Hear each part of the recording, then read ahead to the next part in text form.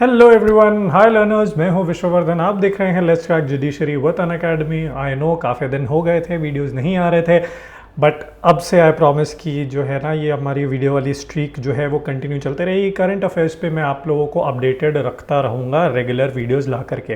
तो चलिए आज अगेन जो हम टॉपिक डिस्कस करने वाले हैं ना, बहुत इंपॉर्टेंट टॉपिक, क्योंकि एक मैग्नम ओपस इवेंट यहाँ पर होने वाला है जहाँ पर हमारे प्रधानमंत्री जी नरेंद्र मोदी जी ऑलरेडी यूएस जा चुके हैं ऑफिशियल स्टेट विजिट पे। तो उस पर हम ना ये नहीं देखने वाले कि वहाँ पे वो करेंगे कि किसको एड्रेस करेंगे किसको एड्रेस नहीं करेंगे, बल्कि हम थोड़ी सी ना अंदर की बात करेंगे कि इंडो यूएस के जो रिलेशन है ना, इंडिया के और यूएसए के जो रिलेशन है वो इतने ज़्यादा अभी क्यों हमको स्ट्रॉन्ग देखने को मिल रहे हैं, और हम क्या क्या उम्मीद कर सकते हैं कि इस टूर का आउटकम, यानी जो अभी गए हुए हैं उसका आउटकम क्या निकलेगा, और क्यों इस विज़िट को प्लान किया गया है, क्या क्या प्लानिंग हो सकती है, क्या क्या चीज़ों में कोऑपरेशन बढ़ सकता है, ये सारी चीज़ों के बारे में हम जानेंगे। क्योंकि देखिए एक तो ये चीज़ भी हुई है ना कि इंडिया और यूएस के जो रिलेशन है वो काफ़ी ज़्यादा एक्सपोनेंशियली ग्रो हुए हैं पिछले कुछ टाइम में।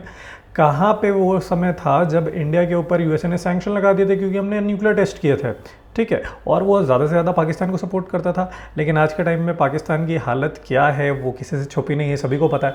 और यहाँ पे इस वजह से यूएस ने भी जो है वो पाकिस्तान का साथ छोड़ दिया है। और हालांकि हमको कॉशियस इस बात का कॉशन हम लोगों को इस बात का रखना चाहिए कि यूएसए जो है ना वो बहुत जल्दी साइड बदलता है। हालांकि जब पॉलिटिक्स की आप बात करते हो ना तो उसमें कहा जाता है कि कोई भी परमानेंट एनिमी नहीं रहता, बस आप फ़ायदा देखते हो अपना, ठीक है। तो बस इसी चीज़ की बात है। तो फिलहाल जो है हम देख रहे हैं कि इंडिया और यूएस का जो स्ट्रैटेजिक रिलेशनशिप है ना वो काफ़ी ज़्यादा ग्रो हो रहा है। और ये इस वजह से भी है क्योंकि जो एशिया में ग्रोइंग इमर्जिंग पावर है ना उसमें वो इंडिया है, ठीक है। One of the super powers जो आगे चल के हो सकता है वो इंडिया है। और चाइना जो है ना, चाइना को तो भाई देखो वहाँ उसके साथ ना कोई ज़्यादा अच्छा रिलेशन डेवलप करना नहीं चाह रहा है। और चाइना की जो स्ट्रैटेजीज चलती है ना देशों को हथियाने की, उन पर कब्जा करने की, वो लगभग सभी को पता चलती जा रही है। तो इस वजह से चाइना भी एक बहुत मेजर रीज़न है जिसकी वजह से यूएस जो है ना वो इंडिया के साथ में अपना रिलेशनशिप बहुत ज़्यादा बढ़ाना चाह रहा है। और इंडिया ने भी, भाई ऐसा नहीं है कि सिर्फ वो बढ़ाना चाह रहा है, इंडिया ने भी अपने आप को प्रूव किया है कि yes we have the capability to become one of the most important power in the Asia Pacific region और बेसिकली सेंट्रल एशियन रीजन। हमने अपनी पोटेंशियल शो करी है, साथ ही साथ बहुत सारे ऐसे टाइम पे हमने दिखाया कि how strong a nation we are currently, है ना। तो इसी को देखते हुए हम आज देखने वाले हैं इस वीडियो के अंदर कि जो इंडिया और यूएसए की जो इकोनॉमिक टाइज़ है, जो बेसिकली जो टाइज़ है इकोनॉमिक और स्ट्रैटेजिक टाइज़ के बारे में हम बात करने वाले हैं, ये रिलेशन ग्रो कैसे कर रहे हैं।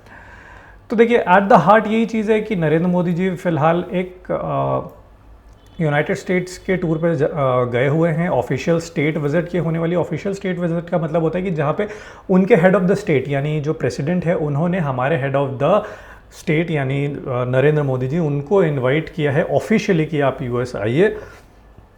तो करेंटली जो प्रेसिडेंट है जो बाइडन यूएसए के, उन्होंने नरेंद्र मोदी जी को इनवाइट किया है। देखिए अब वहाँ पे ना एक और चीज़ है कि ये इसलिए इतनी ज़्यादा इंपॉर्टेंट हो जाती है ना क्योंकि बाई पार्टीशन कंसेंसस के थ्रू वॉशिंगटन में इनको बुलाया गया है। अब यार इसका सिंपल मतलब ये होता है, देखिए not just the party which is in power, ठीक है।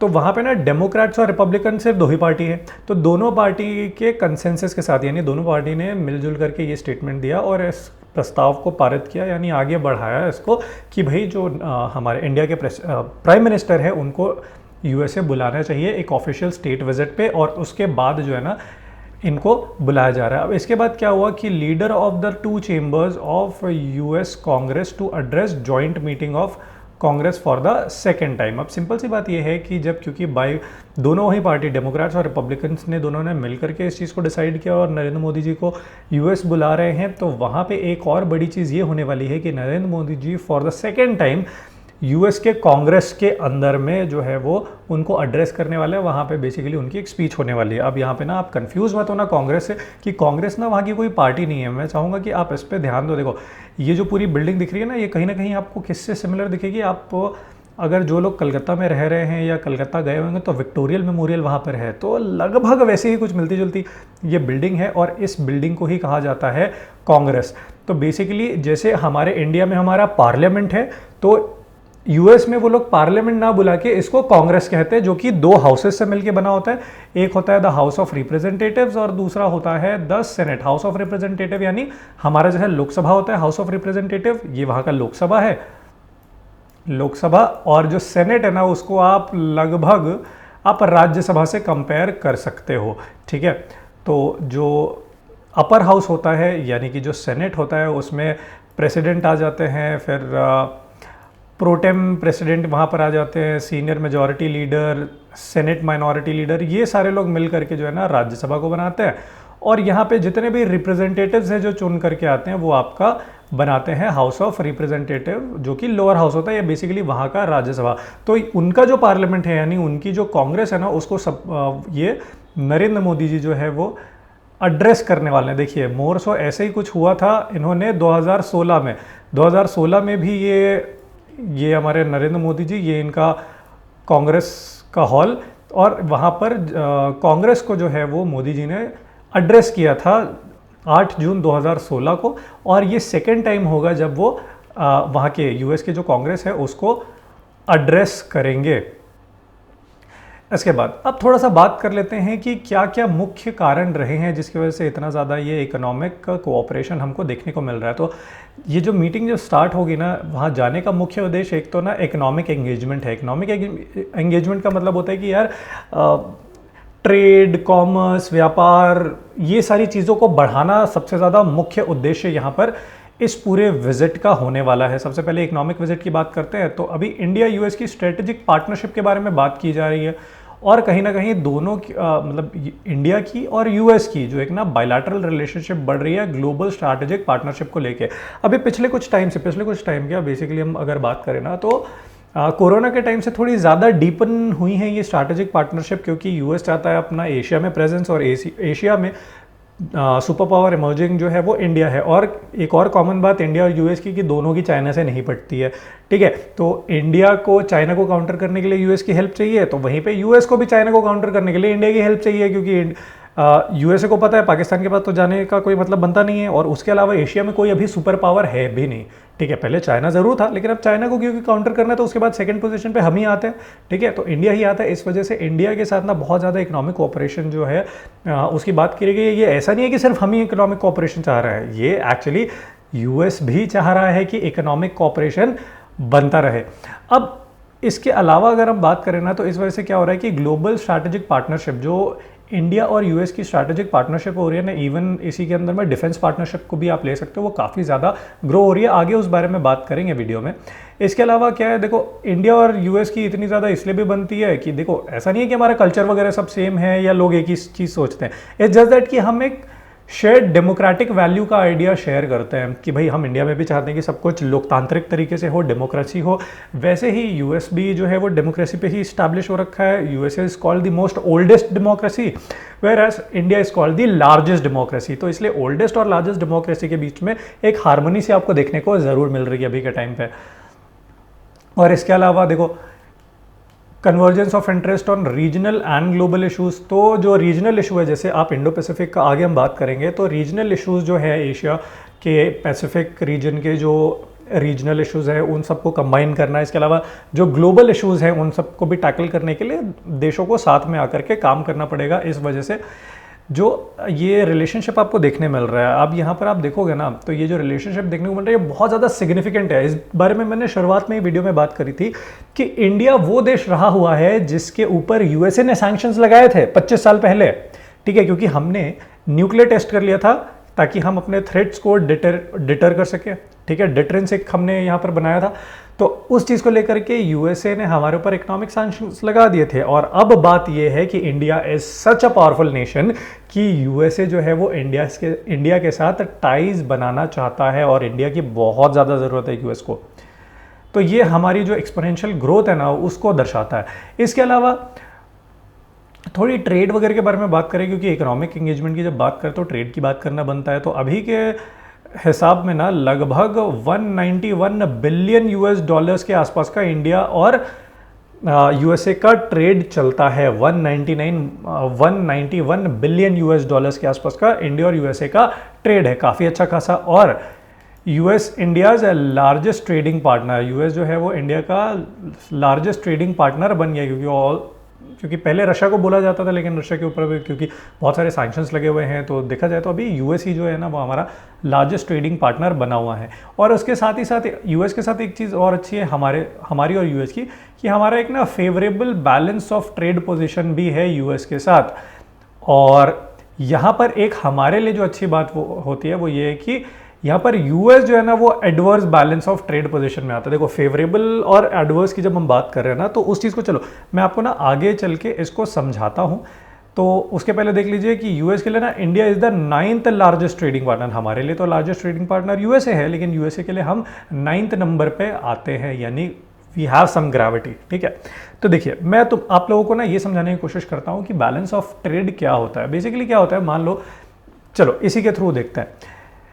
India's export to the US, यानी कि जो माल मटेरियल हम यूएस भेजते हैं, जो मटेरियल हम गुड्स एंड सर्विसेज जो यूएसए सेंड करते हैं, एक्सपोर्ट करते हैं, तो उसमें मर्चेंडाइज का अगर आप देखो 2018 में 54.28 बिलियन यूएस डॉलर्स था, 2021 में ये 73 बिलियन यूएस डॉलर्स हो गया। सर्विसेज की बात करो तो मोर और लेस ये कांस्टेंट रही है 28-29 के आसपास। उसके अलावा टोटल आप अगर कर दो तो 83 था 2018 में, जो कि 102.35 बिलियन यूएस डॉलर्स पहुंच गया है 2021 के टाइम में, और अभी का तो डेटा अभी खैर आया नहीं है। उसके अलावा बात करें, ये तो थे इंडिया के जो एक्सपोर्ट्स, इंडिया जो माल मटेरियल्स भेजता है। इसके अलावा यूएस के एक्सपोर्ट की बात करते हैं, यानी वो गुड्स एंड सर्विसेज जो यूएसए से इंडिया में आती है, तो merchandise only 33.19 billion US dollars, जो कि अभी के टाइम पे 39.94 बिलियन यूएस डॉलर्स हुआ है। इसके अलावा सर्विसेज जो है 25.20 है, और अभी के टाइम पे ये 16, यानी कहीं ना कहीं सर्विसेज थोड़ी सी डिक्लाइन हुई है। इसके अलावा टोटल 58.39 बिलियन यूएस डॉलर्स और करंटली 56, तो ये 58-56 के आसपास जो है वो रिवॉल्व करता रहता है यूएसए की तरफ से। तो यहाँ पे देखिए क्या है ना, हम ज़्यादा जो गुड्स एंड सर्विसेज है वो यूएसए को भेज रहे हैं, ठीक है, वहीं पे यूएसए से जो आने वाला गुड्स एंड सर्विस है वो कम है। तो इससे दिक्कत क्या होता है कि हमारा जो फॉरेन करेंसी बाहर जाएगा, जो हमको पेमेंट के लिए यूज़ करना पड़ेगा, वो कम करना पड़ेगा, और बाहर से जो फॉरेन करेंसी आएगी वो ज़्यादा रहेगी, क्योंकि यूएस हमारे जो प्रोडक्ट्स है वो ज़्यादा खरीद रहे हैं, हमारे सर्विसेज ज़्यादा यूज़ कर रहा है, तो हमको पैसे भी ज़्यादा देगा। और हमारे पास एक फेवरेबल सिचुएशन यही है कि यूएस जो है ना, यूएस का गुड्स एंड सर्विसेज इंडिया में कम है, तो हमको ज़्यादा पैसे देने नहीं पड़ते। तो यहाँ पे क्या है ना कहीं हम ही डोमिनेट करें कि हम ज़्यादा ट्रेड करते हैं, मतलब यूएस के मार्केट में हम ज़्यादा अच्छा प्रेजेंस है, और यूएस का जो प्रेजेंस है ना इंडियन मार्केट में वो कम हो गया। और अभी फ़िलहाल में तो अगर बात करें, फोर्ड बहुत बढ़िया बेहतरीन यूएस की कंपनी थी, कार मैन्युफैक्चरर है, वो भी इंडिया को एग्जिट कर चुके हैं, तो वहाँ पे भी कहीं ना कहीं कमी आ जाती है कि यूएस का मार्केट प्रेजेंस कम हो गया। तो टोटल अगर आप मिलाओगे ना बाइलैटरल, तो ये 159 बिलियन यूएस डॉलर्स के आसपास 2021 में था, जो कि अभी बढ़ के 191 हो गया। तो बैलेंस ऑफ पेमेंट यही होता है कि आप क्या जितना एक्सपोर्ट, मान लो कि यहाँ पे India export 1.102 billion US dollars के आसपास कर रहा है, लेकिन इंपोर्ट उससे ज़्यादा का कर रहा है। सपोज इंडिया जो एक्सपोर्ट है 102 बिलियन यूएस डॉलर्स, और इंपोर्ट जो है यानी यूएसए से जो माल हम खरीद रहे हैं वो हो जा रहा है लगभग 150 बिलियन यूएस डॉलर। तो यहाँ पे बैलेंस ऑफ पेमेंट आ जाते हैं, यानी अब हमारे पास एक तरीके से देखा जाए तो चुकाने को ज़्यादा है और हमारे पास आ कम रहा है। लेकिन अब इंडिया और यूएसए के साथ में हमारे फेवरेबल पोजीशन ये है कि भाई हम यूएसए से कमा ज़्यादा रहे हैं, लेकिन यूएसए जो है इंडिया से ज़्यादा नहीं कमा पा रहा है। तो ये हमारे लिए एक फेवरेबल सिचुएशन हो जाती है, जिसको हम कहते हैं बैलेंस ऑफ पेमेंट का सिचुएशन। अब देखो अमेरिकन कंपनीज के साथ क्या चीज़ एक और है ना, कि उन्होंने लगभग 60 बिलियन यूएस डॉलर्स जो है वो इंडिया में इन्वेस्ट कर रखे हैं, राइट फ्रॉम मैन्युफैक्चरिंग सेक्टर से लेकर के टेलीकम्युनिकेशंस और कंज्यूमर गुड्स और एरोस्पेस। ये सारी चीज़ें हैं जहाँ पर, ये सारे एरियाज़ हैं, बेसिकली सेक्टर्स हैं जहाँ पर आपको ना एक कोऑपरेशन बहुत अच्छा देखने को मिलता है इंडिया का और यूएस का, क्योंकि यूएस की कंपनी जो है ना वो इन्वेस्ट कर रही है। भाई इंडिया इतना अच्छा इमर्जिंग मार्केट है, पोटेंशियल इतना ज़्यादा है इंडियन इकोनॉमी के अंदर की, जो यूएस की कंपनीज है लगभग उन्होंने 60 बिलियन यूएस डॉलर्स यहाँ पर अक्रॉस दी इंडस्ट्रीज़ जो है वो यहाँ पर किया हुआ है। इसके अलावा Indian companies have put more than 40 billion in the sectors such as IT, pharmaceuticals, green energy. उसके तो बेसिकली क्या हुआ है ना कि देखो 60 बिलियन डॉलर्स तो जो है वो अमेरिकन कंपनीज ने इंडिया में इन्वेस्ट किया है, लेकिन at the same time India भी पीछे नहीं है। भैया हम अपने आप को कमज़ोर क्यों दिखाएंगे, तो हमने भी लगभग 40 बिलियन यूएस डॉलर्स जो है वो यूएसए के मार्केट में इंजेक्ट कर रखे हैं, वहाँ पे इन्वेस्ट कर रखे हैं। और इसी चीज़ की बात आगे जो है ना बातचीत की जा रही है। फिलहाल ये सारी चीज़ जो है ना अभी स्टिल टॉक स्टेज पे है, और इस कोऑपरेशन को कैसे बढ़ाया जा सकता है उस चीज़ की बात हो रही है।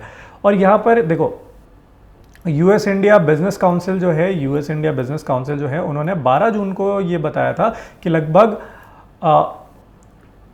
4,25,000 जॉब्स जो है ना वो कैलिफोर्निया, जॉर्जिया, ये सारी जगहों पर क्रिएट होंगे इंडिया और यूएसए के कोलैबोरेशंस के साथ भी। हमको पता है ना कि यूएसए के बहुत सारे टेक वाले जो काम है ना वो इंडिया से ही होते हैं, तो इस वजह से हमारा एक अच्छा खासा अपर हैंड है। इसके अलावा इंडिया भी ना पीछे नहीं हटता। इंडिया भाई देखो, अगर आपको अपनी इकोनॉमिक पावर दिखानी है ना तो कहीं ना कहीं आपको भी थोड़े मोड़े खर्चे तो करने ही पड़ते हैं, और खर्चे करने पड़ते हैं भाई, सीधी सी बात है। अगर कोई कल को एक बड़ा बिजनेसमैन आकर के बहुत बड़ा कोई प्रोडक्ट का ऑर्डर दे जाए तो आप समझ जाओगे कि यार उसकी हैसियत क्या, उसकी औकात क्या है, ठीक है, बेसिकली। तो वैसे ही कुछ यहाँ पर इंडिया ने भी किया कि पिछले कुछ समय पहले ही जो है ना एक बहुत ही मेजर हिस्टोरिक डील यहाँ पर अनाउंस करी गई कि एयर इंडिया जो है हमारा, ठीक है, फिलहाल तो टाटा के पास जा चुका है, और इन्होंने एयर इंडिया ने ऑर्डर किया है मोर देन 200 बोइंग के एयरक्राफ्ट। देखिए, दो ही मेजर कंपनीज है जो एयरक्राफ्ट बनाती है। सबसे पहले तो आप बोइंग देखोगे, पैसेंजर एयरक्राफ्ट जो बनाती है, और दूसरी है एयरबस। एयरबस जो है वो फ्रेंच कंपनी है, वहीं पे बोइंग जो है वो अमेरिकन कंपनी है। तो जो एयर इंडिया ने 200 एयरक्राफ्ट का, यार बहुत बड़ी फ्लीट होती है, उसका जो ऑर्डर दिया है वो बोइंग कंपनी को दिया है। कहीं ना कहीं हमने भी उनको एक बिजनेस दिया है, जिसकी वजह से हमारा इंडिया का और यूएस का जो टाइज है ना वो और ज़्यादा स्ट्रांग हो रहा है। और जो बाइडेन जो है, प्रेसिडेंट जो बाइडेन यूएसए के, उन्होंने बोला है कि इस ऑर्डर से क्या होगा ना कि लगभग 1 मिलियन जॉब्स जो है वो क्रिएट होंगे अक्रॉस 44 स्टेट्स। क्योंकि देखिए, जो प्लेन वगैरह बनती है ना वो कोई ऐसा तो है नहीं कि वो कंपनी बना रही है तो बस एक ही जगह सब बन जाता है। उसके बहुत सारे ना सोफिस्टिकेटेड पार्ट्स होते हैं जिसको बनाने के लिए आपको बहुत सारा मैन पावर भी लगता है। तो वही चीज़ यहाँ पर बोला कि इस हिस्टोरिक डील से होगा ये कि यूएसए के अंदर में ही ना लगभग 1 मिलियन जॉब्स जो है वो क्रिएट होंगी अक्रॉस 44 स्टेट से। और इस ऑर्डर के बाद से बोला है कि हम और ज़्यादा ना इसको सॉलिडिफाई करने की कोशिश करेंगे, जो इंडिया और यूएसए की टाइज है इसको और ज़्यादा गहरा करने की कोशिश करेंगे, ताकि ये ना एक डिफाइनिंग रिलेशनशिप बन जाए ऑफ द 21st सेंचुरी। ये बहुत इंपॉर्टेंट चीज़ है भाई। यूएसए का अगर प्रेसिडेंट ऐसा बोल रहा है तो थोड़ा इंपॉर्टेंस तो उनको देना पड़ेगा, ठीक है। इसके अलावा जो ब्रॉडर सबटेक्स्ट है ना स्ट्रैटेजिक इश्यूज़ का, जो हमने पहले बात करी थी कि भाई देखो, कितना ही हम लोग एंगेजमेंट बढ़ा दें, कहीं ना कहीं चाइना इसकी एक बहुत इंपॉर्टेंट वजह है। और ये जो इंडिया और यूएसए की जो टाइज बढ़ना भी स्टार्ट हुई है ना वो 2020 के बाद से बहुत ज़्यादा बढ़ने स्टार्ट हुई है, क्योंकि भाई China as a big threat हम लोगों को दिख रहा है। यानी यूएस को भी वो एज अ थ्रेट दिख रहा है। क्यों यूएसए को क्यों थ्रेट दिख रहा है भाई? यूएसए को इसलिए थ्रेट दिख रहा है, सीधी सी बात है, US is a self claimed super power, ठीक है। अब वहाँ पे चाइना भी इमर्ज हो रहा है, ऑल्दो चाइना किस स्ट्रैटेजी को यूज़ करके सुपर पावर बन रहा है वो अलग बात है, लेकिन यूएसए को अपनी बादशाहत पर खतरा दिख रहा है, क्योंकि चाइना भी एक इमर्जिंग पावर है। और इंडिया तो खुद ही, मतलब हमको ना एज एन इंडियन हमको मतलब नहीं रहता कि कौन तरक्की कर रहा है कौन तरक्की नहीं कर रहा है। हमको ये कि हमको देखो, वो ना बहुत एक फेमस लाइन है कि हमको दूसरे की लाइन नहीं मिटानी है, हमको अपनी लाइन लंबी करनी है, ठीक है। तो हम वही देखते हैं कि हम कैसे अपना ज़्यादा ग्रोथ कर सके। लेकिन अब यहाँ पे कहीं ना कहीं जो गलवान वाला पूरा इंसिडेंट हुआ था उसके बाद जिस तरीके से चाइना एज ए कंट्री और चाइनीज़ कंपनीज काम करती है ना कहीं एक आई बैठाना बहुत ज़रूरी हो गया था। और बहुत ज़रूरी हो गया था कि उनको कैसे भी करके काउंटर किया जाए, क्योंकि मेजर सप्लाई चेन किसके पास है? चाइना के पास है। तो उसको डिस्टर्ब करने का बहुत ज़्यादा कोशिश किया जा रहा है बहुत सारे नेशंस के द्वारा। और क्योंकि क्लोजेस्ट जो है ना चाइना के वो हम ही हैं, तो इस वजह से हमको भी कोई ऐसा एलाई चाहिए जो खुद भी बहुत स्ट्रांग हो, ठीक है। देखो, वो बात कहने के लिए अलग है कि भाई India is stronger, but the reality is कि चाइना की इकॉनमी बहुत बड़ी है। उसको काउंटर करने के लिए आपको एक ऐसे अलायंस पार्टनर की ज़रूरत है जो खुद भी बहुत बड़ा मार्केट हो, खुद भी ज़्यादा पावरफुल हो। तो वहाँ पे यूएस हमारा एक अच्छा साथ दे देता है, क्योंकि अगर रशिया को से बात करने जाओगे तो रशिया का इंडिया और चाइना दोनों से बहुत अच्छा रिलेशन है, और रशिया कभी भी चाइना के खिलाफ जाएगा नहीं, दोनों कम्युनिस्ट कंट्रीज़ है, ठीक है। तो वहाँ पे हम अपनी टाइज रशिया के साथ नहीं ख़राब करना चाहते, हम यूएसए को एक नया पार्टनर बनाने की सोच रहे हैं, ठीक है। तो क्योंकि चाइना को काउंटर करना है तो भी इंडिया और यूएसए का जो रिलेशनशिप है वो काफ़ी ज़्यादा स्ट्रांग हो रहा है। वही हमने बात करी ना, पोस्ट पैंडेमिक ये ज़्यादा चीज़ हमको देखने को मिल गया। और हम क्या चाह रहे हैं यहाँ पर? सप्लाई चेन को डिस्टर्ब करने की बात कर रहे हैं, ठीक है। और अभी करंटली इंडिया और यूएस के बीच में ना लगभग 50 ऐसे बायलैटरल डायलॉग्स हैं जो कि इन प्रोसेस है अभी। देखो 2020 के बाद से ही ना आप देखोगे कि इंडिया और यूएस भी थोड़ा मोड़ा ना कंप्लीसेंट हुआ है, यानी थोड़ा सा नरम पड़ा है टुवर्ड्स इंडिया। जैसे इंडिया ने यूएसए को बिजनेस दिया बोइंग के अपाचे एयरक्राफ्ट, जो अटैक हेलीकॉप्टर्स होते हैं बेसिकली आर्मी वाले और एयरफोर्स दोनों के लिए ऑर्डर किए। इसके अलावा चिनूक हेलीकॉप्टर्स हमने ऑर्डर किए जो बहुत हमारे आर्मी के आर्म फोर्सेस के काम आते हैं, तो एक काफ़ी बड़ा अच्छा बिजनेस। इसके अलावा हम लोगों ने और भी हेलीकॉप्टर्स की डील करी थी, इसके साथ कुछ एयरक्राफ्ट की भी डील हम लोगों ने कर रखी है। तो कहीं ना कहीं डिफेंस सेक्टर में ना काफ़ी ज़्यादा हम लोगों का कोऑपरेशन होने लग गया है यूएसए के साथ में। क्योंकि देखो सीधी सी बात है ना यार, अब किसी दुकानदार के साथ आप जब ज़्यादा डील करते रहते हो, ज़्यादा उसके पास ऑर्डर प्लेस करते रहते हो, तो आप लोगों का एक अच्छा रिलेशन बन जाता है। तो वैसे इंडिया का भी यहाँ पर यूएसए के साथ हुआ है। इंडिया जो है यूएसए को ऑर्डर्स देता रहता है और वहीं पे यूएसए के साथ काफ़ी अच्छा टाई यहाँ पे बिल्ड हो गया। ठीक है, ये तो हो गई एक बात। इसके बाद बात करते हैं क्वाड्रिलेटरल सिक्योरिटी डायलॉग की। आई होप कि आप लोगों को पता होगा कि एक क्वाड नाम का ग्रुप बना है QUAD, जिसमें 4 कंट्रीज आती हैं। नेमली अगर हमको बात करनी है तो उसमें इंडिया आता है, यूएसए आता है, ऑस्ट्रेलिया और जापान। तो ये सारी कंट्रीज मिला, ये चारों कंट्रीज मिला के बनता है क्वाड। तो इस ग्रुप को ना बेसिकली वैसे तो 2004 के आसपास इसकी बात करी गई थी, कंसीव किया गया था इसको बनाने की बात करी गई थी। लेकिन जो इसका मेन इंपॉर्टेंस जो निकल के आया ना, वो बेसिकली निकल के आया 2018-19 के बाद से ही बेग योर पार्डन, क्योंकि उसके बाद से ही जो है ना China as a major threat यहाँ पर दिखने लगा। तो वहाँ पे जो पूरा रीजन है उसमें इंडिया के साथ पार्टनरशिप करना और बाकी देशों को ऑन बोर्ड लेके आना टू काउंटर चाइना, ये बहुत ज़्यादा ज़रूरी हो गया था। तो इसीलिए यूएस, ऑस्ट्रेलिया, जापान, भाई इनके बीच में कहीं ना कहीं जो है टाइज थे पहले से, लेकिन इन लोगों ने फिर इंडिया को भी इसका पार्ट बनाया और इसको पार्ट बना के काफ़ी ज़्यादा इंपॉर्टेंस दी। हालांकि ये एक आप एक ऐसा ना मिलिट्री अलायंस अभी तक नहीं बोल सकते हो, बट देन मिलिट्री एक्सरसाइज और ये सब भी पार्ट है। इकोनॉमिक कोऑपरेशन तो है ही, साथ साथ इंटेलिजेंस शेयरिंग और इसके अलावा जो मिलिट्री अलायंस, ये सब मिलिट्री अलायंस आपको थोड़ा मोड़ा कहीं देखने को मिलता है लेकिन बहुत ज़्यादा नहीं। बट स्टिल ये एक बहुत सिग्निफिकेंट ग्रुप है हमारे इंडो पैसिफिक रीजन में, जहाँ पर चारों देश साथ में मिलकर काम कर रहे हैं। तो इसके बाद बात करते हैं एक और इम्पॉर्टेंट ग्रुप की, जिसका नाम है I2U2।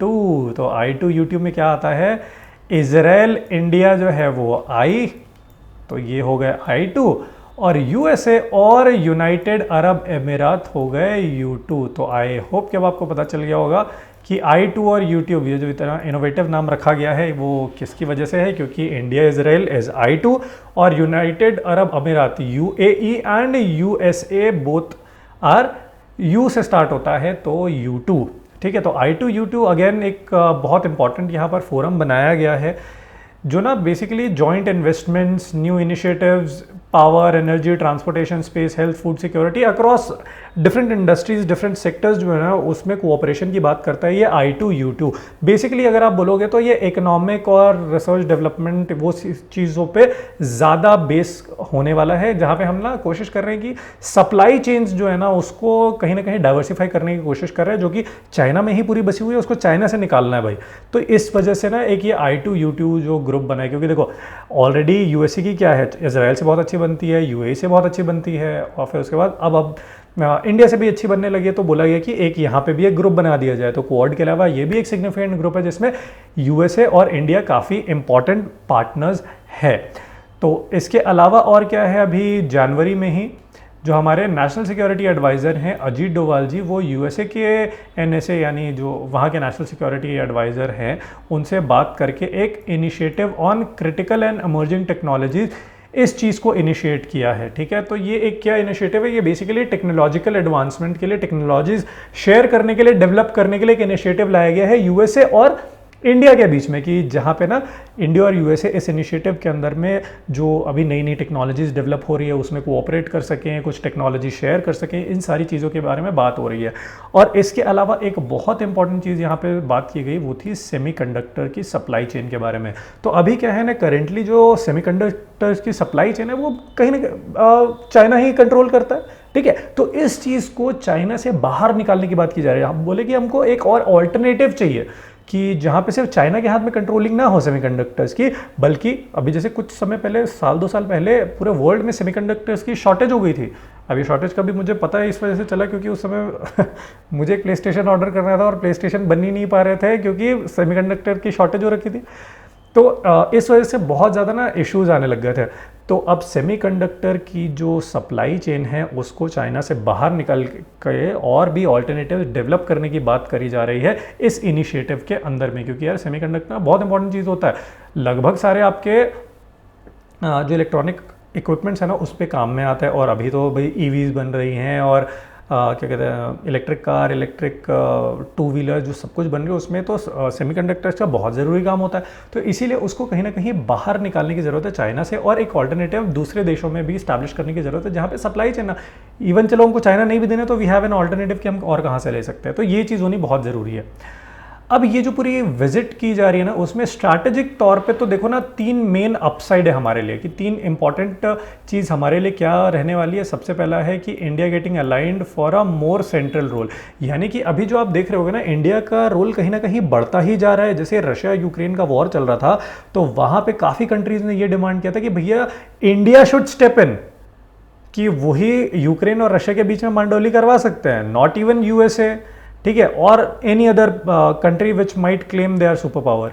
बट लोग चाह रहे थे ऑन पॉपुलर वोट्स और पब्लिक ओपिनियन में ये चाह रहे थे कि India should interfere between Ukraine and Russia to resolve their issue, उन लोगों की मंडोली करवाने के लिए। तो यहाँ पे कहीं ना कहीं जब आप यूएसए के साथ इन्वॉल्व हो रहे हो ना तो कहीं ना कहीं आपको एक और ज़्यादा सेंट्रल रोल यहाँ पर देखने को मिल रहा है। इसके अलावा इलेक्ट्रॉनिक सप्लाई चेन, जो इलेक्ट्रॉनिक पार्ट्स बनते हैं उसकी सप्लाई चेन में हम बहुत important role, major role play कर सकते हैं। भाई मेक इन इंडिया इनिशिएटिव वगैरह हम लॉन्च कर ही रहे हैं ना, तो उसके अंडर में ये इलेक्ट्रॉनिक इक्विपमेंट्स की सप्लाई चेन को और हम हेल्प कर सकते हैं। इसके अलावा जो सेमीकंडक्टर चिप्स की हम बात कर रहे थे, चिप्स को मैन्युफैक्चर करने के लिए जो है बहुत सारी इनिशिएटिव ऑलरेडी इंडिया में लॉन्च कर दी गई, तो इसको फर्दर और हम एक्सपैंड कर सकते हैं इस पार्टनरशिप के थ्रू। इसके अलावा क्या है कि लगभग इंडिया ने कमिटमेंट किया है कि 10 बिलियन यूएस डॉलर्स की इंसेंटिव्स जो हैं वो मैन्युफैक्चरिंग प्रोजेक्ट्स वगैरह जो है उनको प्रोवाइड की जाएगी। तो ये भी एक इम्पॉर्टेंट यहाँ पे आपको देखने को मिल जाएगा प्रॉस्पेक्ट। इसके अलावा रीजनल कोलैबोरेटिव एफर्ट, यानी जो पूरा रीजन है इंडो पैसिफिक का, वहाँ पे बहुत ज़्यादा आपको कोलैबोरेशन देखने को मिलेगा, क्योंकि यूएस भी एक मेजर पार्ट बन जाता है। तो बहुत सारी कंट्रीज जिनका यूएस से अच्छा बनता है तो वो लोग भी कहीं ना कहीं हेल्प करने के लिए आते हैं। और हमारा तो मेन उद्देश्य यही है कि जितने भी सप्लाई चेन है उसको डाइवर्सिफाई करना, not concentrated in only one nation but across the globe, so that कि अगर कहीं एक जगह पे दिक्कत हो रही है तो आपके पास दूसरी जगह है जाने को, आपके इलेक्ट्रॉनिक सामानों को लेने के लिए, बेसिकली सेमीकंडक्टर्स को लेने के लिए। इसके अलावा देखो जो यूएसए ना वो ऑलरेडी एक चिप फॉर अलायंस ये वाला एक इनिशिएटिव, एक प्रोग्राम ऑलरेडी लॉन्च कर रखा है, जहाँ पे ना वो ताइवान हो गया, जापान हो गया, साउथ कोरिया हो गया, इन तीनों देशों के साथ मिलकर कहीं ना कहीं चिप बिल्डिंग को ना और ज़्यादा एनहांस करने की बात कर रहा है। और रिसेंटली अगर आप देखोगे तो सितंबर 2021 में इंडिया, जापान और ऑस्ट्रेलिया के साथ जो क्वाड हम बना करके रखे हैं उनके साथ में भी ना हमने प्लान्स अनाउंस कर दिए कि कहीं ना कहीं हम सेमीकंडक्टर्स जो हैं वो बनाना चाहते हैं, क्योंकि सेमीकंडक्टर बहुत इंपॉर्टेंट है आज के डेट में। तो सेमीकंडक्टर्स की भी सप्लाई चेन का एक इनिशिएटिव जो है ना वो इन 3 कंट्रीज़ के, जिसमें इंडिया भी इंक्लूडेड है, उनके साथ ये अनाउंस कर दिया है। इसके अलावा देखिए डिफेंस सेक्टर्स में ना फिलहाल जो बात चल रहा है, हाँ अभी जो हमारे प्रधानमंत्री गए हैं यूएसए, उसमें बहुत इंपॉर्टेंट पार्ट एक ना डिफेंस प्रोक्योरमेंट का भी रहेगा, डिफेंस के सामान का भी रहेगा। जो भी आपको लगता है उसके लिए भी बहुत सारे ऑलरेडी हमारे मल्टीपल पैक्ट्स चल रहे हैं, लेकिन स्टिल कुछ और पैक्ट्स होने बाकी हैं। जैसे कि आप अभी के टाइम में देखोगे ना तो बहुत इंपॉर्टेंट चीज़ें कि जैसे आर्मर्ड व्हीकल्स हो गए, एमिनेशंस हो गए, एयर कॉम्बैट के रेंज में अभी ये है ना हम हेरॉन ड्रोन्स, जो ड्रोन्स होते हैं वो सब एक्वायर करने की बात कर रहे हैं, वो हम यूएसए से खरीदने वाले हैं। और इनफैक्ट हम इंडिया में भी डेवलप कर रहे हैं, बट क्योंकि वो ऑलरेडी हमको बने बनाए अच्छे, काफ़ी ज़्यादा एडवांस्ड हैं, तो इसलिए हम उनको प्रोक्योर भी कर रहे हैं। इसके अलावा जो है ना अगर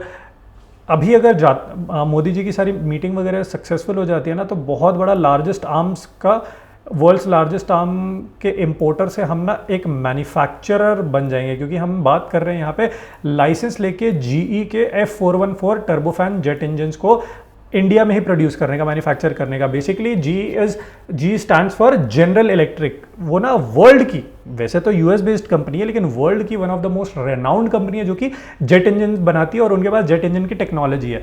कहीं ना इंडिया के पास जेट इंजन की टेक्नोलॉजी नहीं, ऑल्दो हम रॉकेट इंजन बहुत अच्छे बनाते हैं जो इसरो अपने एयरक्राफ्ट में यूज़ करते हैं, लेकिन हमारे पास जेट इंजन बनाने की उतनी अच्छी डेवलप टेक्नोलॉजी अभी है नहीं। तो इसी वजह से अभी जब प्राइम मिनिस्टर जाएंगे तो अगर जीई के साथ, जनरल इलेक्ट्रिक के साथ एक डील साइन हो जाती है तो उनके ना बहुत ही एफिशिएंट इंजन आते हैं, F414 उसका नाम है, वो हम इंडिया में लाइसेंस लेकर के मैन्युफैक्चर करने लग जाएंगे। और वो हमारे जो एक ना तेजस MK2, तो अगर मैं आपको बताऊं तो ये देखो, ये है तेजस MK2, ये एक ना इंडिजीनियसली मैन्युफैक्चर्ड एयरक्राफ्ट होने वाला है, यानी कि इंडिया में ही ये एक फाइटर एयरक्राफ्ट है जो मैन्युफैक्चर होने वाला है। और इसका ये जो इंजन है ना, वो ये जनरल इलेक्ट्रिक का F414 ही हम यूज़ करने वाले हैं। तो उसके लिए भी जो हम मैन्युफैक्चरिंग जो करेंगे वो इंडिया में ही करेंगे, ऐसी बात की जा रही है। अगर इस बार जो गए हैं उसकी डील वगैरह सारी फाइनल हो जाती है तो उस केस में। चलो, इकोनॉमिक और स्ट्रेटेजिक तो हमने बात करी, लेकिन इसके अलावा भी कुछ चीज़ें हैं जिसके बारे में बात करना ज़रूरी है। जैसे भाई कुछ इश्यूज है। देखिए, ऐसा नहीं है कि अभी की पिक्चर देखते हुए कि सभी कुछ बहुत अच्छा चल रहा है इंडिया और यूएस के बीच में। कुछ इश्यूज हैं जो अभी भी सॉर्ट आउट करने ज़रूरी है, उसकी हम बात कर लेते हैं। जैसे US still has significant export control on India, ठीक है, which inhibits a free transfer of technology and GE deal if it goes through will acquire clearance from Congress. यानी कि सिंपल सी बात भाई, देखिए क्या है कि अभी ना यूएसए के साथ टाइज तो बहुत अच्छी होती जा रही है, जिसमें हम टेक्नोलॉजी ट्रांसफर भी हम मांग लेंगे कि भाई जो क्रिटिकल टेक्नोलॉजी जो यूएसए में डेवलप हुई है उसको हम कहीं ना कहीं इंडिया में मांग लेंगे। वो किया जा सकता है, वो मांगा भी जा सकता है, लेकिन ना कहीं वही पुराने जो जख्म है ना, उसकी यादें तो अभी है ही। यानी कि अगर इंडिया को अगर कोई टेक्नोलॉजी ट्रांसफ़र करना है, जैसे अभी मैंने आपको जनरल इलेक्ट्रिक के बारे में बताया कि टेक्नोलॉजी ट्रांसफ़र करके इंडिया में ही हमको जेट इंजन बनाना है, तो यूएसए कहीं ना कहीं कतराता है। क्यों? क्योंकि भाई वही न्यूक्लियर जब हमने टेस्ट किया था बिना बताए, तो उस समय हमारे पास सैंक्शन लगे हुए थे। तो इतना इजी नहीं रहता इंडिया यूएसए को ट्रेड करना। कहीं ना कहीं उनका जो पार्लियामेंट है, उनका जो कांग्रेस है, वहाँ से अप्रूवल लेना, क्लियरेंस लेना बहुत ज़रूरी हो जाता है। फ्री ट्रेड तो भाई उतना नहीं हो पाता। इसके अलावा जो एक और इशू है वो ये है, इंडिया चाहेगा कि इंडिया को ना ट्रेड बेनिफिट मिलते थे जनरलाइज सिस्टम ऑफ प्रेफरेंस के अंदर में। 2019 पे हमको इस लिस्ट से हटा दिया गया। अब इस सिस्टम के अंदर होता ये था कि इंडिया से जो प्रोडक्ट्स या सर्विसेज जा रही है यूएसए ना, तो हमारे पे बहुत कम टैरिफ वगैरह लगाया जाता था, हमको यूएस मार्केट का काफ़ी अच्छा और इजी एक्सेस मिल जाता था। तो ये चीज़ जो है ना 2019 के बाद, उस समय डोनाल्ड ट्रंप थे, तो उनने ये चीज़ इंडिया की ये वाला जो एक प्रिविलेज हमको मिलता था उसको रिवोक कर, मतलब उसको वापस ले लिया था, रिवोक नहीं किया था, उसको रोक दिया था। बोले कि अब इंडिया उस लिस्ट में नहीं आएगा। उस समय टर्की को भी इस लिस्ट से हटा दिया गया था। तो हमारी कोशिश ये रहेगी भाई, इंडिया को आप वो वाला जो जनरल सिस्टम ऑफ प्रेफरेंसेस है ना, उसके अंदर जगह वापस से दो, ये हमारी फिर से कोशिश रहेगी। इसके अलावा कि जैसे आप यूएस की अगर बात करें तो अभी भाई इंडिया इतना स्ट्रांग कैसे वो दिखता है, ठीक है, जहाँ पर यूएसए ने सारी कंट्रीज़ को अराउंड द ग्लोब बोल के रखा हुआ है कि रशियन ऑयल नहीं खरीदना, हम रशिया से ऑयल खरीद रहे थे, फिर भी यूएस ने क्या किया कि भाई बहुत ज़्यादा कुछ बोला नहीं और हमारे तरफ एक सॉफ्ट कॉर्नर दिखाते हुए ठीक है तुम लेते रहो। लेकिन बाकी दुनिया के साथ वो स्ट्रिक्ट हो रखा है, उसने बोल रखा है कि अगर कोई भी रशिया से ऑयल खरीदता है तो हम उसके ऊपर भी सैंक्शन लगा देंगे। लेकिन इंडिया के साथ वो नहीं कर पाए क्योंकि यूएसए को पता है कि how important India is for him, ठीक है। तो इस वजह से क्या हुआ है कि हम आराम से क्रूड ऑयल वगैरह खरीद पा रहे हैं, सब कुछ चल रहा है हमारा बहुत अच्छे से, हमको यूएसए सैंक्शन की कोई दिक्कत नहीं है। और उससे हुआ क्या है कि अभी half of India's total crude import, मतलब जितना टोटल हम क्रूड इंपोर्ट करते हैं ना, उसमें लगभग आधा तो रशिया से ही आता है, उनका क्रूड ऑयल जो सस्ते में हमको मिल जाता है। तो वो एक हमारे साथ इशू ये है कि भाई उसके ऊपर लेकर के ना इंडिया और रशिया की कोई प्रॉपर बात नहीं हो रही है। स्टिल वो एक ना वो ऐसा मुंह फेर करके ही चल रहे हैं, उस पर कोई प्रॉपर बात नहीं हुई, तो इसको भी रिजॉल्व करना ज़रूरी है। इसके अलावा इंडो पैसिफिक इकोनॉमिक फ्रेमवर्क, ये एक इंपॉर्टेंट चीज़ है समझने के लिए कि क्या हुआ कि यूएसए ना एक और यहाँ पर प्रोग्राम को लीड कर रहा है, एक और पार्टनरशिप को लीड कर रहा है जिसको कहते हैं इंडिया पैसिफिक इकोनॉमिक फ्रेमवर्क, जिसके अंदर क्या है कि ना ज़्यादा से ज़्यादा इकोनॉमिक कोऑपरेशन। अब देखो, ये हो गया आपका पैसिफिक ओशन, ठीक है, ये यूएसए है, ये इंडिया है, ठीक है। तो अब यूएसए जो चाह रहा है ना, वो सिर्फ इस पैसिफिक को टारगेट नहीं करना चाह रहा है, वो ये इस इंडियन ओशन को भी टैप इन करना चाह रहा है, और इसी को आप कह रहे हो इंडो पैसिफिक। तो इस पूरे रीजन में, इंडो पैसिफिक के रीजन में जो है ना, वो फ्री ट्रेड होता रहे, ट्रेड में इकोनॉमिक कोऑपरेशन वगैरह बना रहे सारे देशों को लेकर। इस वजह से ये जो अब देखो इंडो पैसिफिक इकोनॉमिक फ्रेमवर्क है, इसको लाया गया है, और इसमें ना इंडिया को भी इंक्लूड करने की बात हो रही है। ऑल्दो क्या है कि इस पर्टिकुलर अग्रीमेंट के अंदर आना है ना, तो काफ़ी सारी चीज़ें हैं जिसको आपको अबाइड करना पड़ेगा, जिसको आपको फॉलो करना पड़ेगा। जैसे इंडिया है ना, इसके 3 पिलर्स है बेसिकली। ये जो अग्रीमेंट है, ये जो प्रोग्राम है, इनिशिएटिव है, इसके अंदर वैसे तो 4 पिलर है, लेकिन इसके जो 3 पिलर्स है उसको तो इंडिया अबाइड करता है। जैसे कि रेजिलियंट सप्लाई चेन, इंडिया में मैन्युफैक्चर करके एक सप्लाई चेन क्रिएट करना, इसके अलावा क्लीन एनर्जी का यूज़ करना, ठीक है, इसके अलावा करप्शन को ख़त्म करने की कोशिश करना। ये सारा क्या है तरीका ये तीनों चीज़ ऐसी हैं जिसको हमने अबाइड किया, जिसको हम मान के चल रहे हैं, ठीक है। इसके अलावा एक चौथा पिलर और है जिससे हमने ऑप्ट आउट किया हुआ है अभी के लिए, हम अभी उतने तैयार नहीं हैं, जिसमें है कि भाई एनवायरनमेंट को लेकर के कोई भी कमिटमेंट देना, लेबर को लेकर कमिटमेंट देना, डिजिटल ट्रेड या पब्लिक प्रोक्योरमेंट को लेकर के हमने अभी तक कोई कमिटमेंट नहीं किया, क्योंकि we are still in the phase of development, हम खुद ही अभी डेवलप कर रहे हैं, ठीक है। इसके अलावा आप अगर और बात करें तो हम ना एक और इम्पॉर्टेंट और सिग्निफिकेंट चीज़, मिनरल्स सिक्योरिटी पार्टनरशिप, एमएसपी, आप इसको एमएसपी को मिनिमम सपोर्ट प्राइस मत समझना, ये है मिनरल्स सिक्योरिटी पार्टनरशिप। बेसिकली जितने भी रेयर अर्थ मिनरल्स हैं और जितने भी प्रेशियस मिनरल्स हैं ना, उसमें भी हम स्ट्रैटेजिक कोऑपरेशन की बात करें, जो कि यूएसए ऑलरेडी स्टार्ट कर चुका है। अब हमको भी इसका मेंबर बनना है, और उसमें ना जितने भी आपके क्रिटिकल मिनरल्स हैं उसकी सप्लाई चेन को चाइना से अलग शिफ्ट करना है, उसमें भी डाइवर्सिटी लेकर के आनी है, जिससे हम चाइना के ऊपर अपनी डिपेंडेंसी जो है वो कम कर सकें। तो यही सारी बात बेसिकली एट द सेंटर है जो इंडिया और यूएस की अभी ट्रेड डील होने वाली है, और जो पूरा विजिट हुआ है उसको लेकर के बहुत ही इंपॉर्टेंट होने वाला है। तो आई होप कि आपको चीज़ें समझ ज़रूर आई होगी। इसके बाद थोड़े प्रमोशंस की हम बात कर लेते हैं। तो आपका जो जज बनने का सपना है वो आप अनअकैडमी के साथ पूरा कर सकते हैं हमारे जुडिशरी के सब्सक्रिप्शन कोर्सेज के साथ में, जो कि आपको हमारे अनअकैडमी के वेबसाइट पे दिख जाएंगे। आपको जहाँ पे भी जुडिशरी की तैयारी कर रहे हो, जिस भी जुडिशरी की तैयारी कर रहे हो, वहाँ पर जो है वो आपकी तैयारी को और ज़्यादा बेहतर करने के लिए हमारे पास जुडिशरी के सब्सक्रिप्शन कोर्स है, क्योंकि अनअकैडमी पे आपको देखने को मिल जाएंगे इंडिया के टॉप एडुकेटर्स जो आपकी तैयारी को और ज़्यादा आसान कर देते हैं। इसके अलावा अनिल खन्ना सर की कॉम्प्रिहेंसिव ऑनलाइन बैच जो है 2023 की, वो स्टार्ट हो गई है, जिसमें आप यहाँ पे देख सकते हैं लगभग काफ़ी सारी आपको यहाँ पर यूएसपीज़ देखने को मिलेगी। आपको बस करना ये है कि आपको कोड यूज़ करना है WISH10, और यहाँ पे आप डिस्काउंटेड रेट्स पे इन बैचेस को ज्वाइन कर सकते हैं। 12 जून से ऑलरेडी बैच चालू हो गया है, क्योंकि 14 मंथ्स चलने वाला बैच है, अभी भी कोई ज़्यादा देर नहीं हुई, आप आराम से इस बैच को ज्वाइन कर सकते हैं। लेकिन WISH10 कोड ज़रूर यूज़ करिएगा, इससे आपको डिस्काउंट की बहुत अच्छी उम्मीद हो जाएगी। इसके अलावा हम बात करते हैं प्रारब्ध जो है वो छत्तीसगढ़ी जुडिशरी और MP के जुडिशरीज़ के लिए प्रीलिम्स और मेन दोनों के लिए ही जो है वो स्टार्ट हो गया है।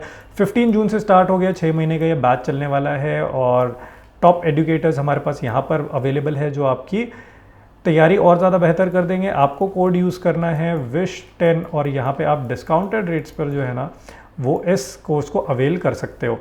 इसके अलावा foundation batch for judicial services examination जो है वो 2023 की स्टार्ट हो गई है, 22 जून से ये स्टार्ट होने वाली है, 18 मंथ चलेगी। आपको कोड यूज़ करना है WISH10, और यहाँ पर जो है आप डिस्काउंट के साथ इस कोर्स को भी ज्वाइन कर सकते हैं। इसके अलावा महाराष्ट्र जुडिशरी का फ्री मॉक टेस्ट होने वाला है 18 जून को शाम 5 बजे, इसको बिल्कुल मिस आउट मत करिएगा। यहाँ पे स्कैनर QR कोड दिया है, इसको बिल्कुल स्कैन कर लीजिए और आप इसको अटेम्प्ट ज़रूर करिएगा।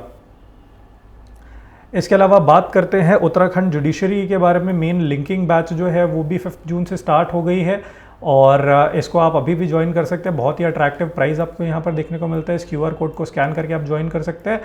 आप WISH10 कोड को यूज़ करिए और आपको ये जो है ना कोर्स ऑफर प्राइस के अंदर में ही मिल जाएगा। इसके अलावा आइकॉनिक लिंकिंग रेगुलर बैचेस जो है वो 26 जून से स्टार्ट होने वाली है, 12 महीने बैच चलने वाली है। आप WISH10 इस कोड को यूज़ करिए और एडिशनल बेनिफिट्स यहाँ पर आपको मिल जाएंगे। इसके अलावा महाराष्ट्र जुडिशरी की रैपिड रिवीजन बैच जो है वो स्टार्ट होने वाली है। ओनली 14,000 का यहाँ पर आपको प्राइस देखने को मिल जाएगा। कोड यूज़ करिए wish10 और आपको यहाँ पे डिस्काउंट्स और बेनिफिट भी साथ ही साथ मिल जाएंगे। इसके अलावा हमारे अन अकेडमी की जो बुक्स है, लर्निंग मटेरियल है, वो बहुत जल्द आने वाला है, आप सभी को मिल जाएगा। इसके अलावा 6 यूएसपी जो है हमारे अन अकेडमी से जुडिशरी करने की है, वो 35 लॉज की इन डेप्थ यहाँ पे आपको प्रिपरेशन मिलती है। टॉपिक वाइज मेंस की प्रिपरेशन यहाँ पे आपको देखने को मिल जाएगी, interlinking of laws, language classes, mock test with evaluation और इंटरव्यू गाइडेंस भी आपको देखने को मिलता है। इसके अलावा एट लास्ट मैं आपको बता दूं कि हमारे 2 टाइप के सब्सक्रिप्शन चलते हैं, एक प्लस सब्सक्रिप्शन है और एक आइकॉनिक सब्सक्रिप्शन है। आइकॉनिक सब्सक्रिप्शन में आपको बहुत सारे बेनिफिट देखने को मिल जाते हैं, तो आप अभी इस QR कोड को स्कैन करिए, जाइए हमारी वेबसाइट पे और चेक करिए इस आइकॉनिक कोर्स को। आइकॉनिक कोर्स को लेने से आपको बहुत सारे बेनिफिट मिल जाते हैं। तो आई होप आपको चीज़ें समझ ज़रूर आई होगी। With that being said, this is the wrap. Thank you very much.